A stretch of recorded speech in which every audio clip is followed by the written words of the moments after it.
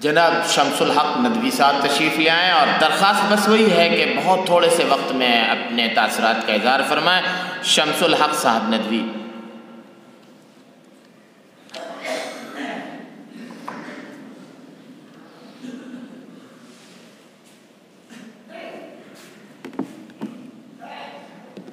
حامد مصلی اما بعد، بلا کسی تمہید و تاخیر کے 4 باتیں آپ کی خدمت میں۔ تدریسی دور میں تقریباً 10 سے 12 سال کے اس عرصے میں بہت سارے شیریں اور تلخ تجربات سامنے آئے۔ سارے تجربات 3 منٹ کے مختصر وقت میں تو ممکن نہیں۔ اس میں سے سب سے پہلی گزارش، ہمارے یہاں دین کی بنیاد عقیدہ ہے۔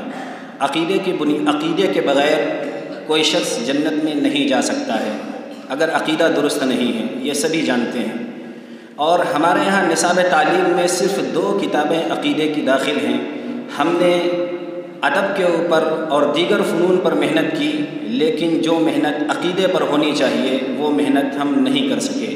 یہی وجہ ہے کہ جو بھی فرقہ یا فتنہ اٹھتا ہے وہ ہمارے ایمان و عقائد پر ڈاکہ ڈال کر ہمیں بھی اور عوام کو بھی گمراہ کر دیتا ہے۔ میں ایک مثال پیش کرتا ہوں۔ بڑے بڑے علماء یہاں موجود ہیں، منتظمین ہیں اور دیگر حضرات ہیں۔ اگر کسی سے صرف ایک موٹا سا سوال کیا جائے کہ آپ اللہ اور نبی کو مانتے ہیں، بتائیے اللہ ہونے کے لیے کون سی چیزیں ضروری ہیں یا نبی ہونے کے لیے کون سی چیزیں ضروری ہیں، آدھے سے زائد افراد یقیناً ایسے نکلیں گے جنہیں خود نبی کی تعریف یعنی نبی ہونے کے لیے کن اوصاف لازم ہیں انہیں شاید اس کا علم نہ ہو، یا اللہ ہونے کے لیے کون سے اوصاف ضروری ہیں شاید جامع اور معنی وہ تعریف نہ کر سکیں۔ جب میں نے تو مشکات پڑھانے والے اساتذہ سے ملاقات کی جو 10 سال سے مشکات المصابیح کا درس دے رہے ہیں، لیکن وہ اللہ اور نبی کی تعریف نہ کر سکے۔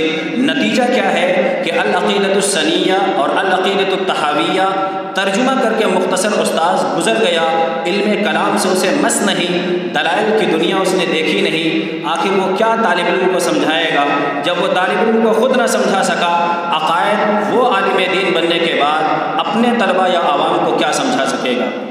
دوسری بات، اکثر مدارس میں محتممین، ذمہ داران، ناظمین یہ کہتے ہیں ما اسألکم علیہ اجرا، آپ اس کے اوپر اجرت کا مطالبہ نہ کریں، جو مل جائے رکھ لیجئے۔ قرآن کی اس آیت کو مدرسین اور معلمین کی تنخواہ پر منطبق کرنا 100% قیاس مع الفارق ہے۔ کسی بھی مفسر نے قرآن کی اس آیت سے استدلال نہیں کیا ہے۔ قرآن پاک کی یہ آیت نبوت اور رسالت کے بدلے میں اجرت کو طلب کرنے، اس کی ممانعت پر دال ہے۔ مدرسین اور معلمین اجرت نہ لیں۔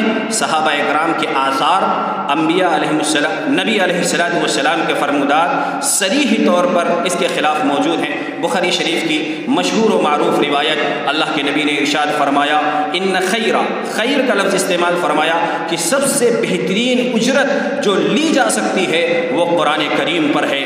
نبی نے خود فرمایا، بخاری کی روایت۔ لہذا یہ کہنا اور اخلاص کا درس دے کر کے کہ آپ کچھ مانگیں نا، یہ صراحتاً ناانصافی ہے، ظلم ہے۔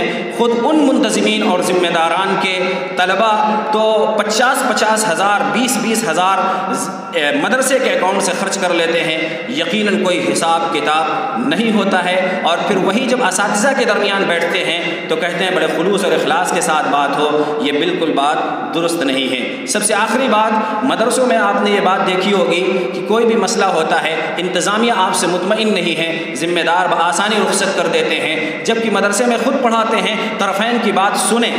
بات آپ خود اپنے طالب علم کو کہتے ہیں حق کے مطابق بات کریں، طرفین کی بات سنے بغیر فیصلہ نہ کریں۔ اور اکثر مدارس میں یہ ہوتا ہے طرفین کو اکٹھا نہیں کیا جاتا، ان کی بات سنی نہیں جاتی، جبکہ دنیا کی کسی بھی عدالت میں، خواہ وہ شرعی عدالت ہو خواہ وہ غیر شرعی عدالت ہو، طرفین کی بات سنے بغیر کوئی بھی فیصلہ نہیں کیا جاتا ہے۔ وہ فیصلہ 100% غیر شرعی ہوتا ہے جو منتظمین، ذمہ دار حضرات اخلاص للہیت اور تقوی کے پردے میں کہہ کر کے گزر جاتے ہیں۔ والسلام علیکم ورحمۃ اللہ۔